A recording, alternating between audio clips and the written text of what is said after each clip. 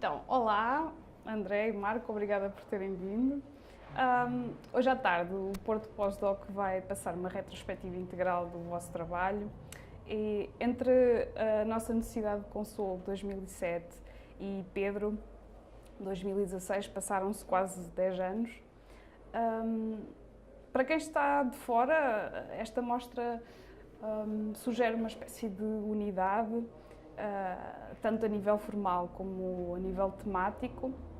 Olhando para trás, é assim também que vocês veem o vosso trabalho, como uma espécie de um edifício coeso e homogéneo, e como é que isso se reflete também no processo de filmagem? Isso foi mudando ao longo do tempo? Quais são as grandes diferenças do início, quando vocês começaram a filmar, para hoje em dia? Há uma coisa que eu acho que nós nunca fizemos os dois, eu acho que nunca me sentei para ver os filmes todos seguidos. Okay. Portanto, quando dizes isso, eu acredito que a coisa seja assim, porque tipo, acho que, não sei, eu sinto, quando penso nos primeiros filmes, realmente a nossa necessidade de consolo e mesmo os cavalos, eu acho que para mim são filmes muito mais, são bolhas muito mais fechadas. Tipo, eram filmes em que as nossas estruturas eram eu e o Marco, tipo, a imagem e som, tipo, no primeiro caso as nossas mães, no segundo filme éramos nós, mas eu acho que à medida que as estruturas foram expandindo, eu acho que nós continuamos à procura das mesmas coisas, só que se calhar acho que as questões foram se tornando maiores e acho que a nossa esfera foi alargando. Nós começámos a filmar tipo, a nossa necessidade de consolo em 2007, o filme ficou acabado mais ou menos em 2008, nós tínhamos o que era na altura 23, 24 anos, mas agora já passámos os 30, ou seja, eu acho que há questões que também que se expandem e que se vão transformando em outras coisas, mas eu acredito que o primeiro filme, culminando no Pedro, eu acho que há uma viagem efetivamente, porque acho que continuamos a trabalhar nestes espaços íntimos da família, estas primeiras dinâmicas que tens com o mundo, que efetivamente a família é a primeira relação que tu tens com o mundo. E acho que, se calhar, os primeiros filmes tinhas assim uma visão muito idílica do que era pelo menos no nosso caso, esta relação com as nossas mães, e à medida que o tempo vai passando e que os filmes foram se transformando, acho que há coisas que vão... Interferência do mundo Exatamente. nos próprios filmes, acho que isso também vai acontecendo. Mas eu acho que também temos o processo, de facto, foram se tornando mais complexas, as nossas ideias foram se tornando mais complexas e tendo mais exigências. E isso, de facto, teve que ir, ou seja, aumentando a nossa equipa, as pessoas que eram precisas para conseguir fazer isso. Mas, de qualquer maneira, eu acho que continuamos sempre à procura do mesmo, em trabalhar numa esfera como se estivéssemos só os dois. Exatamente. Quase, ou seja, acho que continua-se uma ideia familiar pela nossa equipa, foi aumentando, que se foi tornando mais complexa também. As estruturas com que nós trabalhamos são pequenas famílias.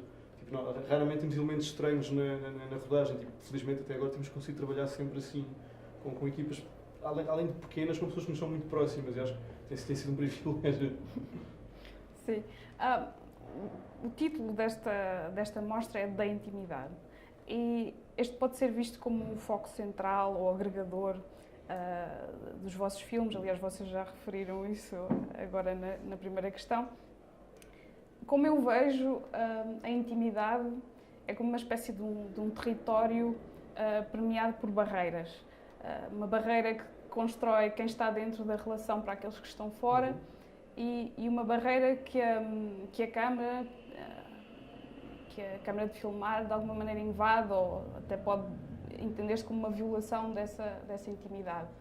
O facto de vocês terem começado por filmar as vossas mães e a vocês próprios ajudou-vos de alguma maneira a encontrar um ponto de acesso à intimidade? Como é que negociaram esse equilíbrio entre a intimidade e essa barreira? Como é que atravessaram essa barreira da intimidade? Eu diria que acho que não há atravessar, nós começamos de dentro. Sim. E a barreira está lá, portanto acho que nós nunca a atravessámos, acho que começámos... Mas veem isso como um problema, digamos assim? Não, acho que nunca foi, acho que foi uma coisa muito orgânica. Intuitiva. Exatamente. Exato, ou seja, acho que não foi uma coisa pensada ou muito ponderada, acho que as primeiras experiências que fizemos, os filmes que temos, mas que acabam por ser a primeira abordagem ao cinema, eu acho que foram acontecendo muito intuitivamente e com uma ideia se calhar base, mas que depois transformava cada vez que íamos filmando e eram se calhar experiências que eram filmadas como íamos só os dois, se calhar filmámos durante mais dias, tínhamos mais tempo para ir e regressar, portanto fazíamos se calhar mais viagens ao interior do filme do que agora, não é? Por exemplo, temos uma ideia de ficção, se uma equipa durante 5 dias vai ter que ser feita naqueles 5 dias e não há hipótese. Até que quando penso nessa questão da barreira, eu acho que nós sentimos mais isso quando começámos a introduzir atores nos nossos filmes. Começou muito tardiamente. Nós começamos a trabalhar com atores provavelmente em 2000 e... Atores profissionais, sim. Sim, Em 2015, porque até mesmo numa raça, a mãe e filha que nós filmamos no filme, elas são mesmo mãe e filha, e há todo um lado daquele filme que também faz parte da intimidade delas, ou seja, dá um espaço que nós frequentávamos, era a casa delas, ou seja, há tensões daquelas relações que também que são reais. Portanto, eu acho que essa barreira de repente a câmara entrar num espaço, eu acho que a câmara já estava. Eu acho que se calhar tipo, para mim foi mais numa aula de condução e consequentemente no Pedro, quando começas a ter atores profissionais. Isso para mim se calhar foi a primeira barreira que eu senti nesta ideia da intimidade. Já não eram aquelas pessoas, tipo, são pessoas que estão de alguma forma a ser corpos para as ideias que tu tens. Eu acho que se calhar foi aqui a primeira vez que nós pensamos, espera, há qualquer coisa diferente na abordagem que estamos a ter a este espaço íntimo, porque é o que o Marco diz, eu acho que a câmara sempre esteve lá connosco, tipo, a bolha nunca... Acho que já tínhamos passado lá para dentro, sim. Começámos dentro. Alguma vez pensaram na distinção entre privacidade e intimidade? Porque quando eu estava a pensar nesta questão das barreiras, estava a pensar também na última década, este interesse meio perverso pelos reality shows, não é? Por mostrar aquilo que é... Ou seria a intimidade, mas que na verdade é uma coisa representada. Ali já não existe intimidade, existe uma coisa, um espetáculo, na minha opinião, um pouco decadente da curiosidade. Como é que vem esta distinção entre privacidade e intimidade? O que é que isso vos diz? Quando de repente falas de reality shows neste contexto, diz-me uma barreira em relação a isso. Eu quando penso na reality TV, primeiro eu acredito muito pouco no que se passa naqueles contextos. As pessoas são escolhidas, são programadas para terem reações num certo tipo de contexto. Portanto, eu acho que o que nós procuramos é exatamente o oposto. Nós estamos à procura de outra coisa. Claro. Estamos à procura, se calhar, de pequenos gestos, tipo, Genuínos, não é? genuínos, claro. Existam, Daí, só, sei lá, o dispositivo do reality show tem um lado que eu acho que é super interessante, que é tu tens uma câmara que está escondida num sítio, mas que está omnipresente e que as pessoas interagem. Mas eu não acredito que genuinamente que ninguém que esteja num programa desses esteja a agir genuinamente. Acho que é muito complicado. Tu estás constantemente a pensar que estás num jogo, que as pessoas estão a ver. E o que outra vês, coisa. o resultado que vês também Ora não está. é linear, não é? Ora está. É linear, aquilo a ser montado também para te induzir Exatamente. uma sensação e o que é que acontece. Eu acho que, não sei, nunca pensei na questão de privacidade versus intimidade. Versus intimidade, claro. Eu acreditei em demonstrar algum sentimento, alguma história de alguém, mas de uma forma muito genuína, muito próxima, muito íntima, porque muitas vezes também são as nossas próprias histórias que estão Claro. ali, que estão presentes, portanto. Sim, tem a ver com a forma como te envolves também com o sujeito que estás a filmar. Exato. E acho que portanto, quando falas da questão do reality show, eu acho que quem está do outro lado da câmara não tem ligação nenhuma com as pessoas que estão à frente da câmara. E connosco acontece exatamente o oposto. Tipo, há uma relação muito próxima com as nossas mães, somos nós, tipo, no caso, o Infinito. A Adriana e a Maria tipo, são nossos amigos, tipo, no processo de filmar o Infinito, nós passamos horas com uma tenda montada num quarto à espera daquele momento. E nós sabíamos que queríamos alguma coisa, não sabíamos o quê. E tínhamos uma câmara montada e fomos esperando, e tipo, estávamos ali naquele momento de partilha. A Adriana a denunciar a filha, nós estávamos com uma câmara tipo, a filmar aquilo, mas estávamos, não interagíamos, tipo, e houve coisas que vêm naturalmente até ti. A minha pergunta era também no sentido do choque entre as duas coisas, porque como vocês falam do cinema, é como uma relação mística, uma experiência sensorial, e isso é diametralmente oposto à experiência do reality show, não é? Mas de que maneira é que esse modo como vocês veem o cinema, como uma experiência mística, como é que isso se relaciona com o acaso, com o imprevisto, essa abertura àquilo que acontece à vossa frente e que vocês não têm controle? Qual é o grau de confiança que vocês têm no acaso?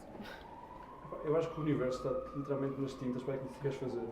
Portanto, eu acho que, imagina, principalmente um filme. Não, tu estás constantemente a contornar variáveis que não controlas, como de repente tu pensas vais filmar na praia e no dia que tu começas a rodagem está uma ventania insuportável e os atores não conseguem abrir os olhos. E tu tens que mudar tudo o que estás a fazer, ou de repente estás a filmar num quarto e há uma mudança de luz e o cão tem uma reação àquilo. Eu acho que há coisas que acontecem por acaso que eu acho que para mim são o que tornam os filmes mais especiais, porque são coisas que não são tuas, estão a acontecer e de alguma forma estão-te a ser dadas. E eu acho que nós temos tido sorte, porque acho que o universo tem sido até bastante generoso connosco neste aspecto. Ou seja, continuando o que estás a dizer, não é como se não exista uma preparação exímia até chegar ali, porque existe, acho que é o que permite também, é ter tudo muito bem definido e muito bem preparado.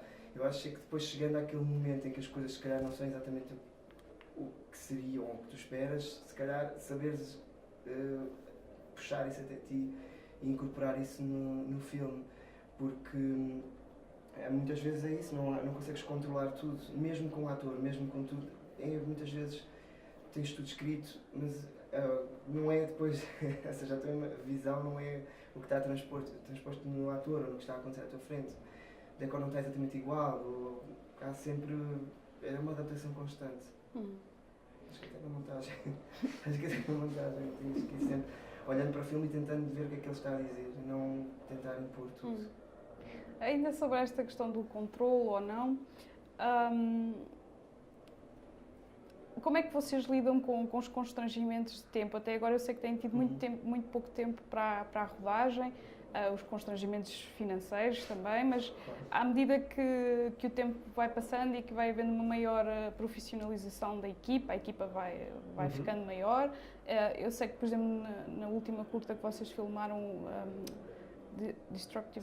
Self-Destructive Boys, por exemplo, já não são vocês que vão fazer a montagem, não é isso? Nós trabalhamos com o montador, sim.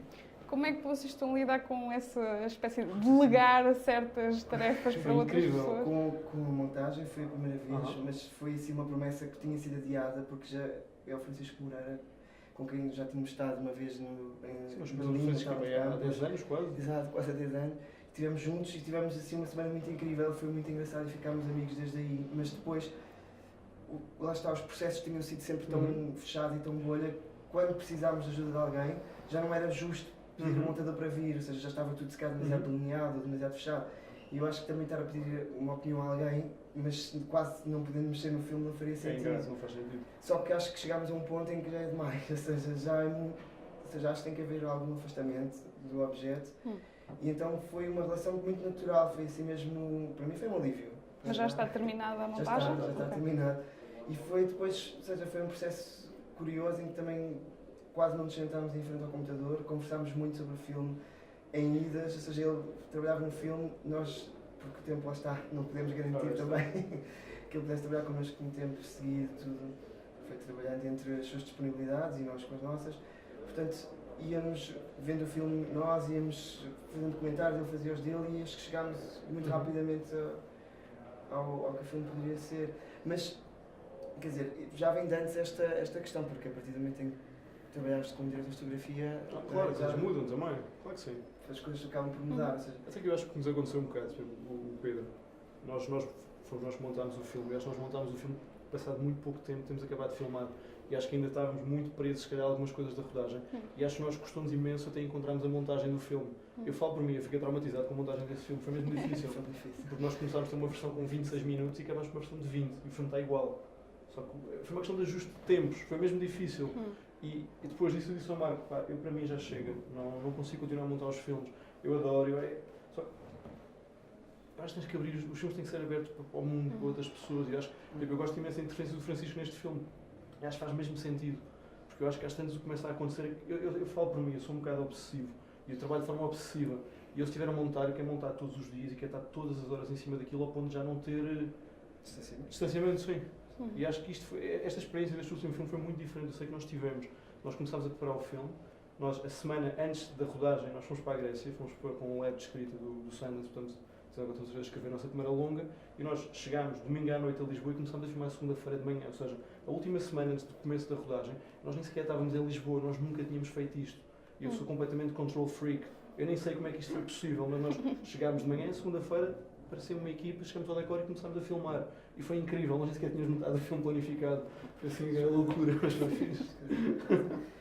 Mas, de facto, aqui depois, falando do tempo, o constrangimento acaba sendo nós, ou seja, o trabalho que fizemos até agora nunca foi financiado pelo Instituto de Cinema da Visual.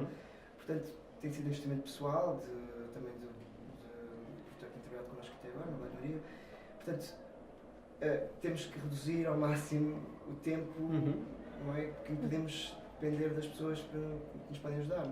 Portanto, ou seja, isso cria algum stress, mas ao mesmo tempo acho que leva-nos a um lado intuitivo, ou seja, tudo que intuitivamente nos parece bem, aceitamos. E tu nunca deixaste de fazer nada por uma questão de falta de tempo? Não. Acho que é uma questão de se calhar sentir que precisavas de mais ponderação, ou tentar pelo menos ter outras hipóteses, e acho que aqui tem que ser um tiro certeiro. São 4 dias ou 5, vai ter que ser um tiro certeiro, ou seja, vês intuitivamente o que é o rumo que o filme está a levar e se acreditas naquilo que estás a fazer ali. Exatamente. Não tens muito tempo para ver, ou seja... Sim, aquela ideia, tipo, filmas, chegas a casa ao final do dia, vais ver o que acabaste de filmar naquele dia. Nós nunca fizemos isso. É exatamente o que o Marco diz, acho que é mesmo uma questão de... Tu sentes intuitivamente que é, ok, tiveste o dia todo a filmar. Há dias, chegas ao final do dia e aquela cena não ficou bem, se calhar às vezes tens tempo para repetir, mas isto é muito intuitivo mesmo. Porque lá está 4 dias, 5, não dá espaço de manobra, às vezes para muita coisa. E agora, em relação, por exemplo, ao Self-Destructed Boys, querem falar um bocadinho sobre isso? Podemos falar, sim. Sim. Como é que foi, como é que surgiu a ideia para este filme? Eu sei que foge um bocadinho, talvez, este universo familiar que tem permeado os vossos filmes. Sim, essa bolha rebenta. Sim, acho que estamos à procura de outras coisas também. Acho que naturalmente não vais fazer o mesmo filme a vida toda. E acho que neste momento, não sei, queremos um filme diferente e acho que estamos a refletir tipo, sobre ideias de masculinidade, sobre elasticidade sexual, sobre coisas que nos interessam mesmo. Porque eu acho que tu olhas à tua volta e olhas para as pessoas à tua volta e os meios onde estás inserido e há coisas que de repente te clicam. Tipo, uma coisa que me tem clicado imenso são estas ideias sobre o género, estão muito vincadas em pessoas que eu conheço, que estão presas a ideias do que é ser um homem, o que é ser uma mulher, o que é que isso interessa. Mas a ideia do filme é um muito filme simples. sobre um filme pornográfico? Tu basicamente acompanhas uma rodagem tipo, de um filme porno, tipo, seria uma cena em que tens 3 rapazes heterossexuais que fazem pornografia gay por dinheiro. E o filme é isto, é uma reflexão política sobre estas ideias de masculinidade, sobre esta ideia de elasticidade sexual. O filme é muito simples e até o registro do filme é bastante diferente dos outros. Custa-me chamar-lhe uma comédia, mas é sim. Não sei se vocês vão assim, mas pelo menos acho que a temática está lá. Se calhar continuamos também aqui com algumas questões de intimidade, claro. mas vistas se calhar de outra forma. Sim, a necessidade de criar ligações entre pessoas. Mas acho que os nossos filmes têm sido muito densos, até agora eu acho que este não é. Tem muito diálogo também, uma coisa muito inédita. E lá está, neste caso tivemos com 5 atores. Foi uma experiência de choque. Muitas vezes todos no mesmo plano, ou seja, o tempo aí também teria feito alguma diferença. No filme anterior, no Pedro, tinha aquela cena em que ele chega ao quarto e está num chat, não é? E em que ele se masturba para o... Eu não sei bem como é que aquilo funciona, mas pagam por... Podes pagar ou podes não pagar, há várias modalidades. Sim. No caso, a ideia não seria um exibicionismo. Sim. Uma ideia de... Pensei que... Quer dizer, eu não vejo aquilo como sendo exibicionismo, mas pode ser uma ideia também de ligação a alguém. Ou seja, procuras muita coisa diferentes, claro. Eu julguei que já havia o pegar na questão da pornografia e da... É um começo. Uma coisa que eu achei muito interessante nesse filme também era o contraste entre o natural e o artificial. E isso acontece também nos filmes anteriores. No caso em concreto, a luz do ecrã no corpo dele, ou na aula de condução, quando o sol, eles estão dentro de um carro e o sol bate na pele deles depois de uma relação sexual. E o envolvimento do carro e a pele nua das personagens são contrastes muito bonitos. O mesmo acontece também ao nível do som. O som muito presente da floresta e o som do vibrar do telemóvel. Vocês constroem isto como uma tentativa de juntar opostos, ou como é que vocês ligam esta diferença de ambientes? Acho que o cinema é feito, para mim, grande parte é feito de contrastes. Mesmo as próprias personagens. Eu acho importante ver a mesma personagem em situações diferentes, porque tu não ages sempre da mesma maneira, ou seja, tudo o que nós acabamos de fazer, há sempre um contraste. Lá está, tu se calhar estás numa situação sexual, estás confortável, tens a luz do sol, mas se calhar quando estás a esconder uma cadela, tipo num sítio recôndito, a luz tem que ser outra, porque até a intenção, tipo, eu acho que esta ideia da luz, este contraste, acho que se traduz tipo, num estado emocional, e acho que a luz muitas vezes, e mesmo o som, no caso dos filmes, traduz num estado emocional das personagens. É como até os sítios onde nós filmamos. Eu acho que muitas vezes quando se fala destes espaços, esses espaços são espaços que não existem concretamente. Tipo, ok, é uma floresta, mas nunca está situado em lado nenhum. Tipo, eu acredito que são espaços emocionais. Sim. E esta ideia de contraste tanto no som como na luz, tipo, nós tentamos sempre incorporar isto no filme para pôr no mindset daquela pessoa naquele momento. É engraçado sinto assim. É fixe. Eu sinto muito que existem vários contrastes. Há um outro que eu adoro. Agora não tenho certeza se é assim que termina o Cavalos Selvagens, com um abraço, é? Sim. E também é assim que termina o Gala de Condução, com um abraço. E eu achei extraordinário porque quando tu vês o abraço é como se mostrasse essa união, mas depois temos o campo contra campo e isso traz uma ambivalência, e traz num caso a culpa, traz no outro caso a dúvida, e isso é muito interessante, como é que um abraço pode ser ao mesmo tempo coloca em dúvida aquela união, não é? Traz uma dúvida muito interessante para o espectador. Isso, o facto de terminarem os dois com um abraço foi um acaso ou foi pensado? Como é que... Acho que foi uma coisa intuitiva. Sim. Mas eu acho que nós também, naturalmente, regressamos a vários sítios sem darmos conta. Como também durante os filmes há sempre uma presença que acaba por desaparecer, há sempre alguém que desaparece ou alguma coisa. Uma ausência. Há sempre uma ausência que se introduz nos filmes e acho que às vezes nos acontece naturalmente quando estamos a escrever os filmes ou pensamos. E depois percebemos, mas isto aconteceu aqui também neste filme, ok, mas é uma história diferente, ok, não há problema. E acho que nesse caso acho que foi uma situação intuitiva, não foi pensado como sendo um contraponto, porque são de facto situações muito diferentes. Passaram-se vários anos. Sim. Sim, uma coisa, sei lá, Cavalos Selvagens estás a ver uma catarse da nossa própria relação. Estranho. Eu tenho dificuldade em falar sobre esse filme hoje em dia. Aliás, eu acho que nem vou ver os filmes na sessão, porque já não vi esse filme desde 2010. Eu não sei se quer ver outra vez, mas sim, tipo, acho que há mesmo um contraste nisto, porque no Cavalos Selvagens um abraço de reencontro e, obviamente, numa raça, no aula, quando fazes aquele campo contra campo, tu vês que aquelas duas pessoas estão à procura de coisas muito diferentes naquele mesmo sítio. Mais uma vez, contraste. Sim. Então, para terminar, queria só perguntar-vos, amanhã vão dar uma aula, não é? E eu não sei se é a primeira vez que vão ter este... Sim. Eu não chamei Eu de uma ia aula. dizer isso, eu não chamaria aula, não sei, vamos ver como é que vai correr. Mas vai ser a primeira vez, sim. O que é que vocês esperam assim do contacto com os alunos? O que é que vocês trazem? É partilha? Sim, eu acho que vai ser mesmo isso. Para mim, acho que temos pensado nos partilhar, se calhar, como é que nós chegamos aqui ao cinema, como é que o cinema chegou até nós. Sim, como é que tu vais num filme ou outro? Como é que vamos... Claro. Temos pelo menos esta ideia de base, partindo, neste caso, do infinito, porque acho que acaba por ser uma ideia quase documental também. Como é que chegamos à ficção do Pedro e talvez até de Self-Destructive Boys e perceber o que é que...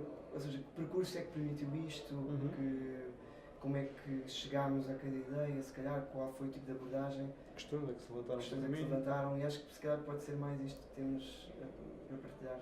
Pode ser interessante. Sim, que eu não me sinto capaz de dar uma aula de cinema. Vai correr bem, de certeza. Obrigada pela Obrigado. entrevista.